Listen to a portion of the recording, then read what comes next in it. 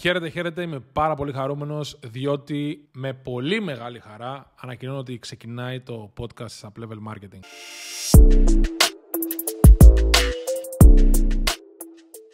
Η αλήθεια είναι πως αυτό το podcast το έχουμε στη σκαριά περισσότερο από ένα χρόνο και συνεχώς όλο κάτι συνέβαινε που μας σταματούσε από το κάνουμε πράξη. Στο podcast αυτό, εγώ, οι συνεργάτες μου, αλλά και αρκετοί guest, θα μιλάμε για την επιχειρηματικότητα, φυσικά για το marketing, αλλά και για άλλα θέματα τα οποία επηρεάζουν και τις επιχειρήσεις, αλλά και γενικά την οικονομία της χώρας μας. Θεωρώ ότι εγώ και η ομάδα μου βρισκόμαστε σε ένα αρκετά υψηλό επίπεδο όσον αφορά τις γνώσεις, αλλά και τις εμπειρίες μας στο marketing και στην επιχειρηματικότητα στην Ελλάδα, αλλά και στο εξωτερικό.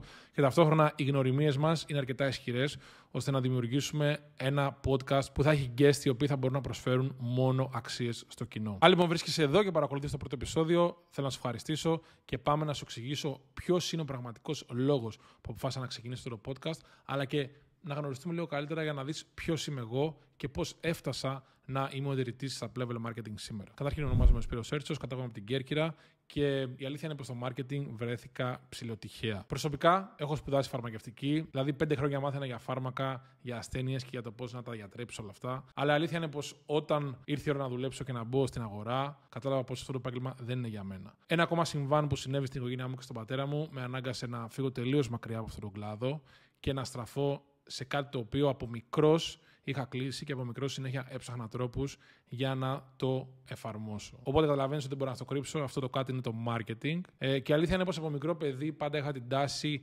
να προσπαθώ να προμοτάρω πράγματα, ιδιαίτερα όταν είχαν ξεκινήσει διαφημίσεις στο Facebook πρώτη φορά το 2005-2006 πότε ήταν. Προσπαθούσα να κάνω μόνος μου κάποια events στο Facebook και να τα προμοτάρω, ούτε καν θυμάμαι πώς ήταν η πλατφόρμα τότε. Η αλήθεια είναι όμως πως όλα αυτά μου δημιούργησαν μια τάση και μια επιθυμία για την online επιχειρηματικότητα. Φυσικά, ξεκινώντας και ως gamer, δηλαδή έπαιζα games αρκετά, είχα καλές γνώσεις από υπολογιστή. Μπορούσα δηλαδή και να χειριστώ τον υπολογιστή πολύ καλά, αλλά και να κάνω πράγματα τα οποία οι συνομιλικοί μου τότε δεν μπορούσαν καν. Οπότε όλο αυτό συνδέθηκε μεταξύ του και με οδήγησε στο να βρω ποιος είναι ο πιο εύκολος τρόπος για να παράξεις χρήματα χωρίς να χρειάζεται να δουλεύεις. Γιατί καλώς ή κακώς, από μικρό παιδί δεν μου άρεσε ιδιαίτερα να ξυπνάω το πρωί ή να πηγαίνω στο σχολείο ή να δουλεύω. Δηλαδή, πάντα ήθελα να βρίσκω τρόπους που ναι, μεν θα είχα καλούς βαθμούς, ναι, μεν δεν θα έπαιρνα την απουσία, αλλά να μην πήγαινα ή να πήγαινα όσο λιγότερο γίνεται. Ή θα πήγαινα στην τουαλέτα για 20-30 λεπτά μέχρι να χάσω το μισό μάθημα. Οπότε λοιπόν αυτό ακριβώς έψαχνα και όταν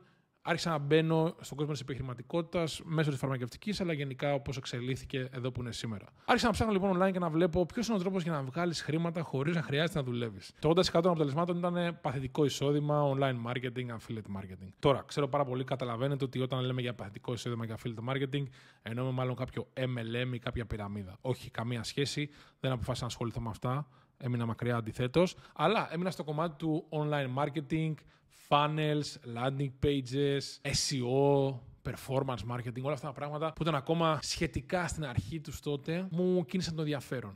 Και άρχισα να παρακολουθώ ανθρώπους οι οποίοι πραγματικά φαινόταν ειδικοί και experts σε αυτό που έκαναν.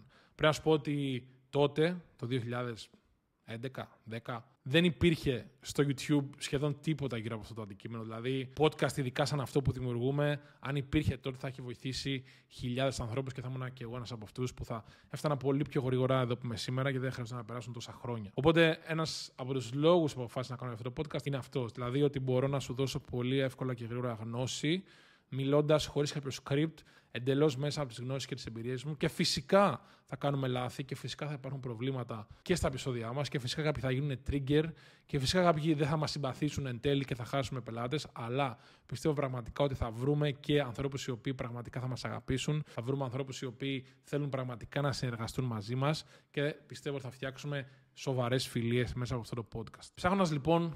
Πάμε λίγο να γυρίσω τώρα όμως. Πάμε τώρα να γυρίσω στην ιστορία όπως σου έλεγα. Ψάχνοντας λοιπόν πώς να βγάλω χρήματα online και πώς να γίνω καλύτερος, αφού βρήκα τους γκουρού της εποχής, άρχισα να τους ακολουθώ σαν τρελός. Και θυμάμαι τότε το νούμερο 1 της εποχής, που ακόμα και σήμερα είναι αρκετά ψηλά, ήταν ο Gary V. Ο Gary Vaynerchuk. Ο Gary Vaynerchuk είναι ένας Αμερικάνος, ζει στη Νέα Υόρκη. Έχει ένα από τα μεγαλύτερα advertising agencies εκεί. Και είχε ένα podcast το οποίο μιλούσε off-script και σε βίντεο και σε ήχο. Μιλούσε off-script γενικά για τις εμπειρίες του, για το agency του, για τις τάσεις του, για το τι πίστευε ότι θα είναι το επόμενο next big thing στο online marketing και στην επιχειρηματικότητα. Παρακολουθώντας λοιπόν όλα αυτά που έλεγε και διαβάζοντας το πρώτο του βιβλίο, άλλαξε όλος ο τρόπος που σκεφτόμουν για την επιχειρηματικότητα, για το marketing και για το τι πραγματικά σημαίνει να μπορείς να παράξεις εισόδημα και να φτιάξεις μια επιχείρηση από το διαδίκτυο. Πρέπει να σου πω ότι τότε που έμεινα και στη Ρουμανία, μάλιστα, γιατί ήταν τα τελευταία έτη των σπουδών μου, έτυχε, ήταν αυτό faith, ήταν αυτό τύχη, ήταν δεν ξέρω πώς μπορείς να το αποκαλέσεις, έτυχε να έρθει να μιλήσει σε ένα event, το Brand Minds, θυμάμαι τότε, ο Γκάρι. Χωρίς να χάνω λοιπόν χρόνο, ό,τι λεφτά είχα, αμέσως αγόρασα το εισιτήριο, ταξίδεψα στο Βουκουρέστι και πήγα να δω τον Γκάρι από κοντά. Θυμάμαι μάλιστα ότι είχε κάνει και ένα Q&A, δηλαδή μας έδωσε χρόνο να κάνουμε ερωτήσεις και έτρεξα πρώτο σκηνή για να του κάνω ερώτηση και πρόλαβα να βγάλω και μια φωτογραφία μαζί του. Γι' αυτό πραγματικά από τότε μου βάλε ένα trigger τόσο δυνατό που μέχρι σήμερα δεν μου έχει φύγει. Δηλαδή, όλο αυτό το feeling που ένιωθα από τον Γκάρι την πρώτη φορά που τον γνώρισα, όλα αυτά που είχα στο μυαλό μου που γίνανε οι σκέψεις πραγματικότητα και γνώρισα έναν άνθρωπο ο οποίος όντως επηρέασε τη ζωή μου και τη σκέψη μου μέχρι τότε, με οδήγησε και μου έδωσε το boost και τη δύναμη μέχρι και σήμερα να θυμάμαι εκείνη τη στιγμή και να μην σταματάω λόγω αυτής της στιγμής. Έτσι λοιπόν, κάνω αυτό το podcast γιατί θέλω να δώσω το ερέθισμα που πήρα εγώ τότε σε ανθρώπους οι οποίοι βρίσκονται στην Ελλάδα που δεν είναι τόσο καλοί στα αγγλικά ή που θέλουν και μια διαφορετική προοπτική και οπτική γωνία στην επιχειρηματικότητα και στο marketing από κάποιους ανθρώπους οι οποίοι ζουν καθημερινά αυτό το πράγμα, βρίσκονται μέσα στις επάλξεις του marketing και φυσικά έχουμε πετύχει σε έναν βαθμό αρκετά καλό. Άρα λοιπόν, αν βρίσκεσαι σε αυτές τις κατηγορίες ή απλά θέλεις να βρίσκεσαι up to date με όλα τα νέα του marketing και τις τάσεις και τι δουλεύει και τι όχι από ανθρώπους οι οποίοι το εφαρμόζουν όχι μόνο στον εαυτό μας, αλλά το εφαρμόζουμε και στους πελάτες μας. Άρα έχουμε ένα δείγμα ανθρώπων το οποίο μπορεί να σου δώσει πράγματα. Δηλαδή, αν εγώ μάθω ένα insight σήμερα για Facebook Ads, θα στο δώσω. Αν μάθω κάποιο tweak για τα landing pages, επίσης θα στο δώσω. Και ξέρεις κάτι, μην αρχίσεις να λες ότι Σπύρο, μιλάς με αγγλικές ορολογίες. Ναι, θα μιλάμε με αγγλικές ορολογίες και ο λόγος που θα μιλάμε με αγγλικές ορολογίες είναι διότι το marketing δημιουργήθηκε στα αγγλικά. Η αρχή του marketing είναι αμερικάνικη και θα έχει αγγλικές ορολογίες. Ακριβώς όπως στο αμάξι σου λες port-bagages, carburetor ή οτιδήποτε άλλο και δεν είναι στα ελληνικά. Έτσι ακριβώς και στο marketing θα λες landing pages, funnel, conversion, website, όλα αυτά. Μην μου σχολιάσετε λοιπόν ότι έχεις ξεχάσει την ελληνική γλώσσα. Ναι, την έχω ξεχάσει στο marketing. Την αγαπώ την ελληνική γλώσσα, αγαπώ τη χώρα μου και είμαι περήφανος για αυτή, αλλά πρέπει να μιλάμε με σωστούς όρους για συγκεκριμένα πράγματα. Fast forward λοιπόν μερικά χρόνια, όταν ήρθα στην Αθήνα, άρχισα να προσφέρω τις υπηρεσίες μου σε διάφορους επαγγελματίες, επιχειρηματίες για πάρα πολύ λίγα χρήματα. Η αλήθεια είναι πως ήθελα πιο πολύ να αποδείξω τον εαυτό μου ότι το ότι παράτησα μια αρκετή καλή καριέρα στη φαρμακευτική για να κάνω αυτό που πραγματικά θέλω και ότι άφησα πίσω το σπίτι μου στην Κέρκυρα, την οικογένειά μου και ήρθα εδώ να δοκιμάσω κάτι τελώς καινούριο. Ήταν ένα challenge για μένα και ήθελα να δω ότι όντως μπορώ, ακόμα και με λίγα χρήματα, δηλαδή σε φάση 100-150 ευρώ, να μπορέσω να προσφέρω αυτές τις υπηρεσίες. Και όντως έγινε πραγματικότητα. Μπόρεσα αρκετά γρήγορα και μέσω κάποιων γνωστών και μέσω του Facebook και στέλνοντας εκατοντάδες μηνύματα σε επιχειρηματίες. Δηλαδή, έχω ακόμα κάποια βίντεο από το 2016 που έστελνα Loom videos και selfie videos σε επιχειρηματίες και τους έλεγα ξέρεις τι, είμαι ο Σπύρος, έχω την τάδε εταιρεία και θέλω να σε βοηθήσω να μεγαλώσεις την επιχείρησή σου και να βρεις νέους πελάτες. Και δεν μου απαντούσε σχεδόν κανείς.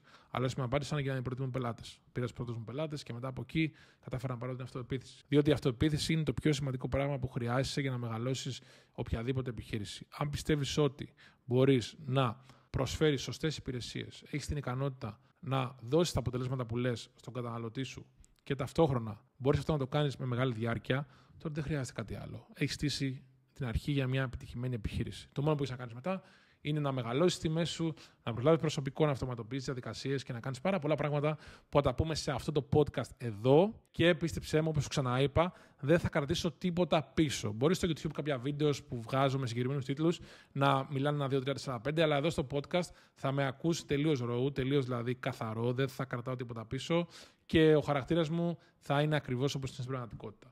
Και ναι, δεν είμαι τόσο σοβαρός όσο φαίνομαι και θα λέμε και μερικές μαλακίτσες εδώ. Όπως είπα λοιπόν, έχοντας βρει τους πρώτους πελάτες για τον εαυτό μου σαν freelancer, είδα λοιπόν ότι ο μόνος τρόπος για να μην δουλεύω όλη μέρα, γιατί πραγματικά ήμουν πολύ κοντά στο να πάθω burnout, είναι να βρω ανθρώπους για τους οποίους μπορώ να συνεργαστώ. Εκείνη την εποχή είχα ένα φίλο ο οποίος ήταν αρκετά καλός γραφίστας και του ζήτησα να συνεργαστούμε. Οπότε για κάθε project που ερχόταν τότε, του δίνα κάποια χρήματα. Μετά σιγά σιγά τα project μεγαλώσανε, έπαιρνε περισσότερα χρήματα, άρχισαμε να λαμβάνουμε και ιστοσελίδες, μεγάλωνε η επιχείρηση, μεγάλωναν τα χρήματα που παίρναμε και τότε ήρθε η πιο δύσκολη απόφαση που μπορεί να πάρει ένας freelancer. βγάζω αρκετά καλά χρήματα. Μπορώ να θυσιάσω το κέρδος και τα λεφτά που βάζω στη τσέπη μου για να τα επενδύσω στο growth.